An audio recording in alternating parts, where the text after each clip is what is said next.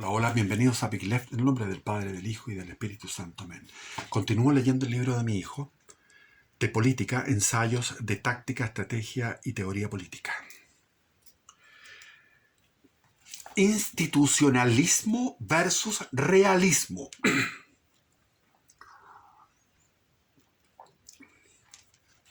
Pese a que cada tendencia o bando de la reacción, de los reaccionarios, tiene su propia táctica y sus propias tácticas, se puede agrupar las tácticas de la reacción actual en dos tipos, más o menos coherentes. La de los institucionalistas, por ejemplo, el Caca, los Cast, los Kaiser, todos los Kaiser son institucionalistas. Los republicanos son institucionalistas. Chile Vamos no creo que se pueda calificar de reacción. Chile Vamos es ya centro-izquierda, está dentro de la revolución. Y los republicanos también se pasaron al bando revolucionario al proponer una constitución progresista y tratar de anular la constitución que nos protege. Entonces, vamos a dividir aquí los institucionalistas y los realistas. La aproximación realista al problema de la táctica monopoliza casi la totalidad de los elementos políticamente conscientes de la reacción. En tanto, sus acciones pretenden generar cambios inmediatos en la realidad, debilitando a la revolución y fortaleciendo sus propias posiciones. Este es el bando realista. Nosotros somos los realistas, la derecha extraparlamentaria, que no tiene representación y que tenemos solamente redes sociales. En cambio, la aproximación institucionalista, los institucionalistas, llámese los republicanos, etc., es mezquina, desidiosa y asistida por la fantasía de una solidez institucional que hace mucho está en ruinas, pero que inexplicablemente quienes se aproximan a la táctica reaccionaria desde esta perspectiva institucional parecen observar intacta. O sea, aquí no había un deterioro de las instituciones. Como si su razonamiento y sus capacidades de observación se hubiesen quedado congeladas en el pasado. Hablemos de la primera década del siglo XXI. Ahí quedaron. Hasta el 2005. Por monopolizar casi la totalidad de los elementos políticamente conscientes, nos referimos a que difícilmente alguien que esté despierto, alerta y observando la realidad podría considerar una aproximación institucionalista. En tanto, habría notado el estruendoso colapso de nuestras instituciones en el momento en que estaba ocurriendo. Pero más que no ver, los institucionalistas no ven el colapso de las instituciones. Creen que congelaron su memoria en los primeros 5 años de este siglo y la última década del siglo pasado, la década del 90 del siglo pasado. Y es un autoengaño. Pero más que no quieren ver el colapso y la inexistencia de las instituciones en el panorama actual. Más bien se trata de personas que no quieren ver, ya sea por cobardía o por desidia, que hubo, hay y vendrán momentos donde la única forma de enfrentar el problema de la revolución es mediante hechos concretos. Mejor dicho, mediante la violencia. Este no querer ver tiene otras consecuencias graves, porque al negarse de plano el colapso institucional, se tapa uno de los ojos con artículos constitucionales y códigos legales, pudiendo ver de la realidad concreta únicamente lo que estos anteojos permiten.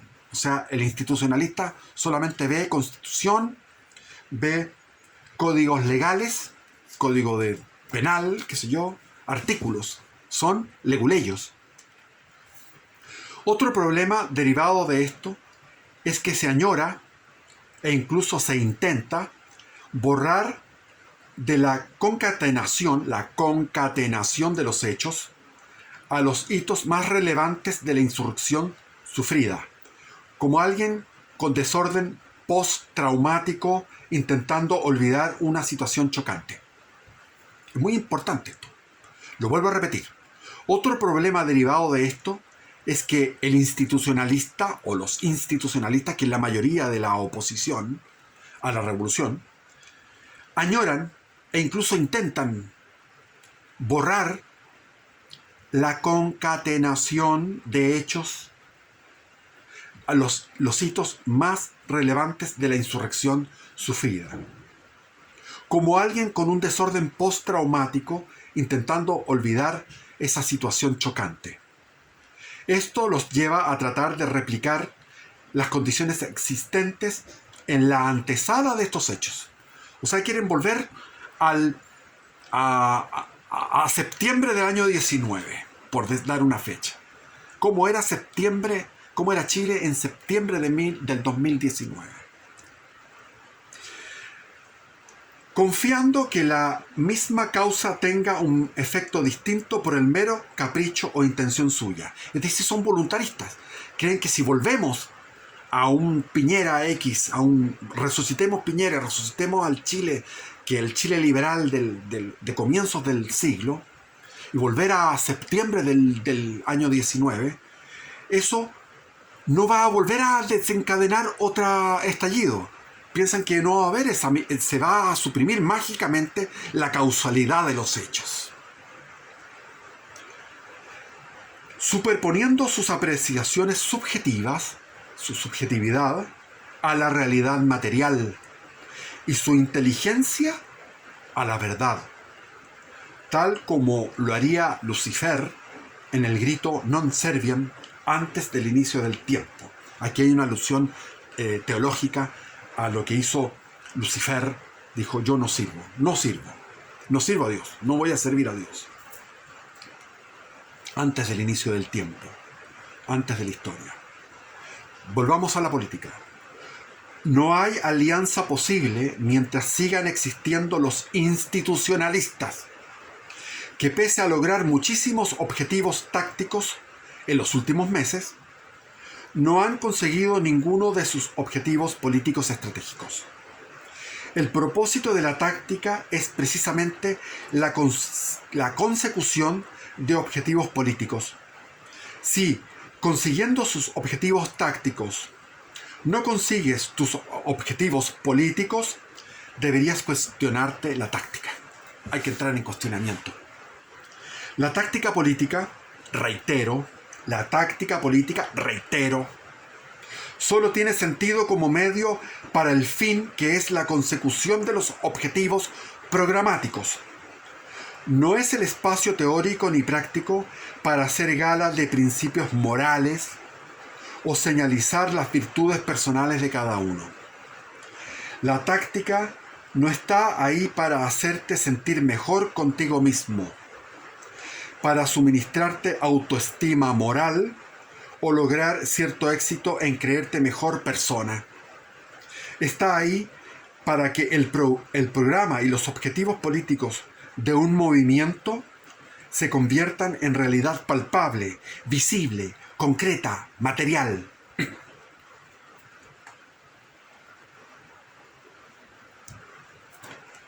No hay alianza posible porque la táctica de los institucionalistas es un lastre que lleva a una derrota segura, lleva a la derrota segura de la reacción y como consecuencia la victoria final de la revolución. Eso pasó en Venezuela. La reacción a la revolución chavista era de corte institucionalista y moderada. Cualquiera que tenga un genuino y sincero deseo que el proceso revolucionario sea detenido, aplastado y reemplazado, debe rechazar la aproximación institucionalista a la táctica en el contexto actual. Deberían entender de una vez por todas que no puede haber táctica institucionalista sin instituciones. Sacarse de los ojos cualquier código legal o artículo constitucional que estén leyendo y observar que hace 3 años, hace 5 años, diría yo, viven en un país de instituciones muertas, decrépitas y cadavéricas.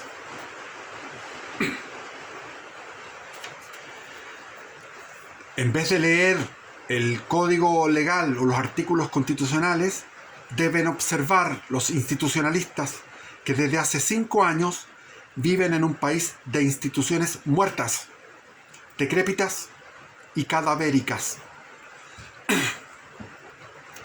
La actitud de los institucionalistas es similar a la de una persona que, mientras es robada a punta de pistola, se intenta defender mediante la lectura del Código Penal.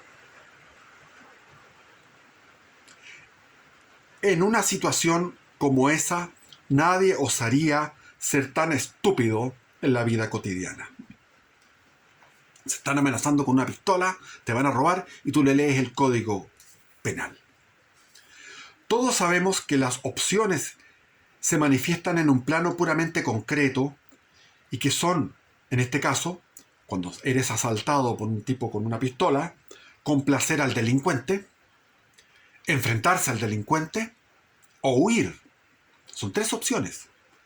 Los institucionalistas saben esto y en su vida personal probablemente no harían algo tan estúpido y ridículo como leerle un artículo del Código Penal a un delincuente, como recitar el Código Penal a su asaltante. Pero por alguna extraña razón, que la razón es la cobardía, en la vida política prefieren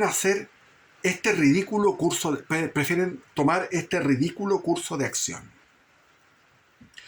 Los elementos institucionalistas no solo se niegan sistemáticamente a realizar acciones políticas concretas, hacer realidad, sino que también desaniman y desmoralizan a cualquiera que los escuche sobre la radicalización de dichas acciones.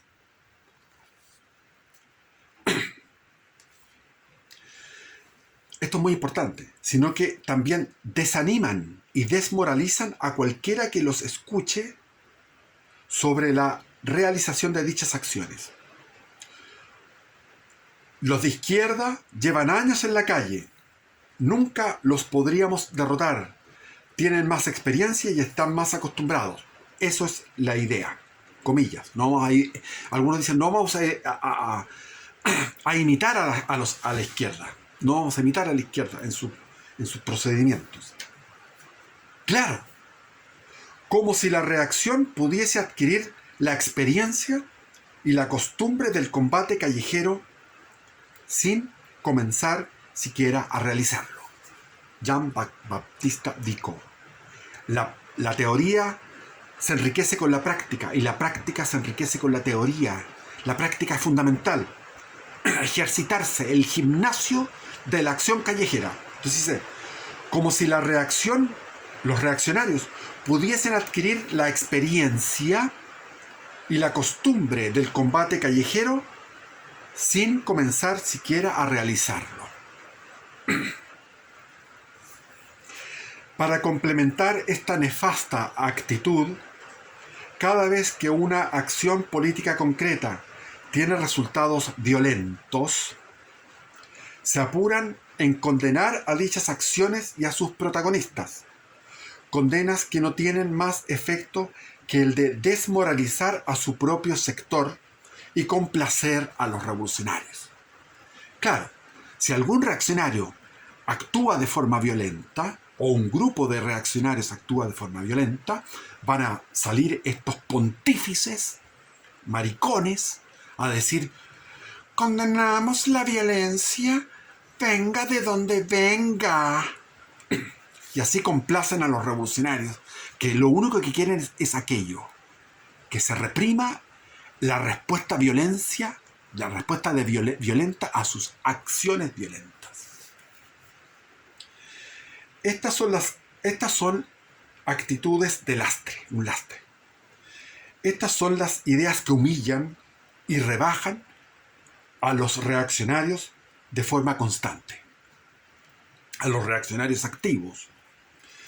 Esos son los puntos de vista que los revolucionarios celebran.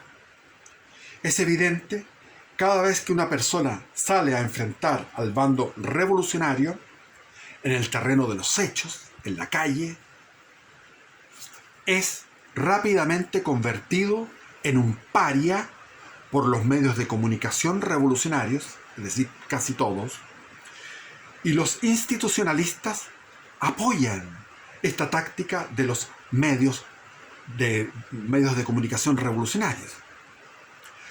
Comparten y repiten cada una de estas destrucciones personales basadas en mentiras aberrantes. Si solo los institucionalistas llevaran adelante su táctica sin interferir negativamente en las acciones de los reaccionarios que somos realistas, no se puede, queridos lectores, no se puede. Estas aproximaciones a la táctica son mutuamente excluyentes. Las acciones de los realistas, de nosotros, entorpecen la consecución de los objetivos tácticos de los institucionalistas y viceversa. Y la lamentable realidad actual de nuestro país es que la gran mayoría de las bases y masas reaccionarias obedecen el principio táctico de los institucionalistas. Una otra vez me encontré con una fanática de Kast. No había caso. Para ellos todo es votación, paz y condenar la violencia venga de donde venga. No podemos ser de ellos. No podemos ser como ellos, dicen los institucionalistas. No obstante, ¿en cuanto a qué? ¿En cuanto a qué? En cuanto a que nos han derrotado una y otra vez. No podemos ser como ellos, dicen los institucionalistas con respecto a la izquierda. ¿En cuanto a qué? En cuanto a que nos han derrotado una y otra vez los revolucionarios. Ciertamente no podemos ser como ellos en cuanto a programa e ideología. Si fuéramos como ellos, en eso seríamos parte de ellos, seríamos revolucionarios. Pero claro que podemos ser como ellos en tanto a que ganan, en tanto a que nos derrotan sistemáticamente, en tanto a que el país, desde que comenzó la revolución en el 2006 con la revolución pingüina, no ha dejado de acercarse en lo institucional y en lo material, en los hechos y en las ideas, a la realización del programa revolucionario. ¿Y qué nos dice esto de la táctica de los revolucionarios? Pues simplemente que funciona. Repito, ¿y qué nos dice esto de la táctica de los revolucionarios? Pues simplemente que funciona. Nos derrotan completamente. Derrotan a los liberales, derrotan a los conservadores, derrotan a los institucionalistas. Ante esto surge otra pregunta. ¿Puede copiarse exactamente la táctica de un programa para aplicar otro programa, nuestro programa? Y la respuesta es claramente no. Pero esa no es la pregunta correcta. La pregunta correcta sería, ¿puede aprender una táctica de la otra táctica del enemigo?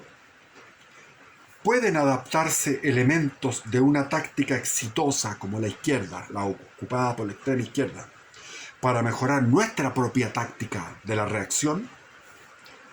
La respuesta es claro que sí. O sea, aquí está el hilar fino. ¿Puede copiarse exactamente la táctica de un programa para aplicar otro programa? La respuesta es claramente no. Pero esa no es la pregunta correcta. ¿Pueden adaptarse elementos de una táctica exitosa para mejorar nuestra propia táctica? La respuesta es claro que sí. Lo repetí, lo volví a leer porque es importantísimo esto.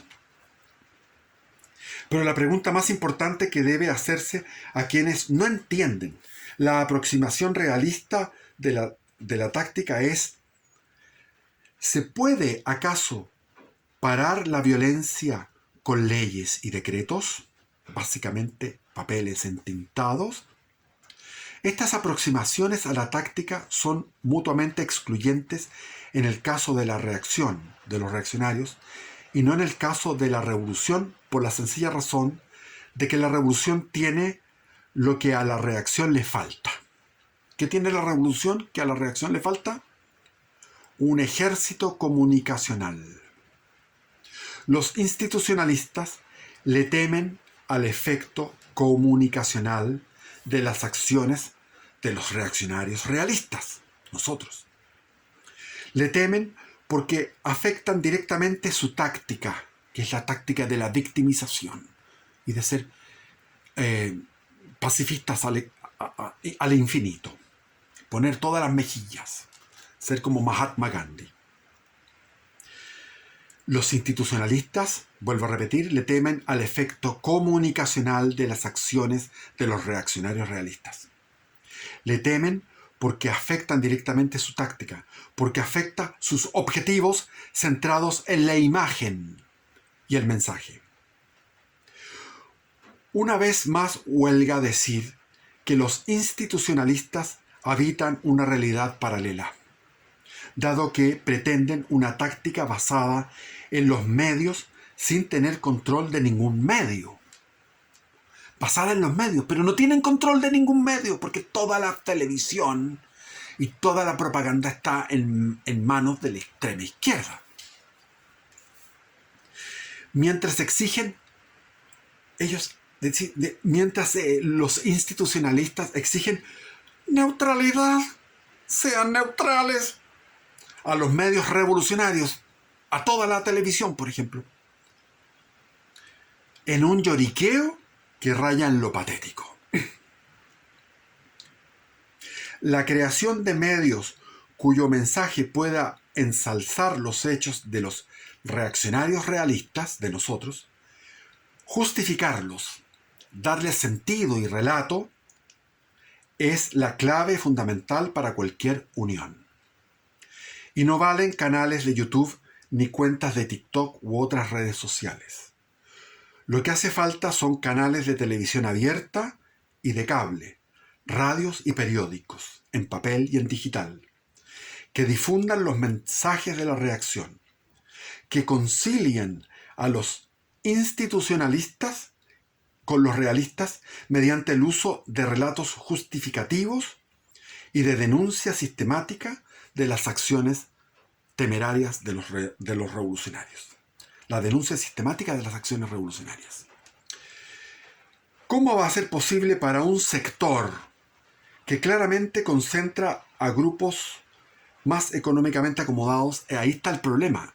Los grupos acomodados están con la revolución. Están con... el problema es no tener a un Lutzig. Nosotros no tenemos a un Lutzig con un canal 13, por ejemplo. Las acciones desorganizadas, aleatorias y amateur de los grupúsculos políticamente conscientes de la reacción no son inútiles. No carecen de significación en la realidad, pero no tienen el impacto que podrían llegar a tener de ser todas coordinadas, organizadas y planificadas desde un organismo central clandestino, y no tendrían esa impronta amateur que las caracteriza si éstas fueran realizadas por profesionales que hiciesen del activismo, la lucha y la agitación una carrera, un modus vivendi, una manera de vivir. Efectivamente, este organismo central debe operar completamente en la clandestinidad o desde el extranjero llegado el caso, debe ser capaz de comunicar órdenes y de movilizar recursos sin ser descubierto por el Estado, lo que implica un enorme trabajo. Quienes realizan labores políticas concretas en el sector reaccionario actualmente lo hacen en sus pequeños espacios de tiempo libre, son estudiantes y personas que trabajan apatronados en distintas cosas. Muchas veces autofinancian sus actividades y consiguen exiguas, casi nulas, donaciones de terceros. Ese es el problema de nuestro sector. Porque nosotros, hay 1 millón, para cuando fue el plebiscito, del primer plebiscito, tuvimos un 22% del país que era 1,5 millones de votos. Si ese 1,5 millones de votos, de votantes, pusiera 1 luca cada uno, 1 luca al mes, tendríamos, calculen, ¿cuánta plata tendríamos disponible? Con 1 luca al mes de este 1,5 millones de votantes, que es el sector reaccionario más duro. Hay quienes defienden esta debilidad como si fuera una virtud, eso de andar de a 4 gallos por ahí haciendo un rayado. Y se burlan de aquellos que quieren profesionalizar la actividad política por su constante búsqueda de apoyos económicos. A mi hijo lo ridiculizaban porque él pedía, denme plata, porque él pasaba todo el día haciendo actividad política, de militancia, en la calle. Y las donaciones eran exiguas, porque nuestro sector no dona, no toma conciencia de la importancia de la lucha callejera, del militante que está consagrado en su vida. Deberíamos tener profesionales como lo tiene la izquierda.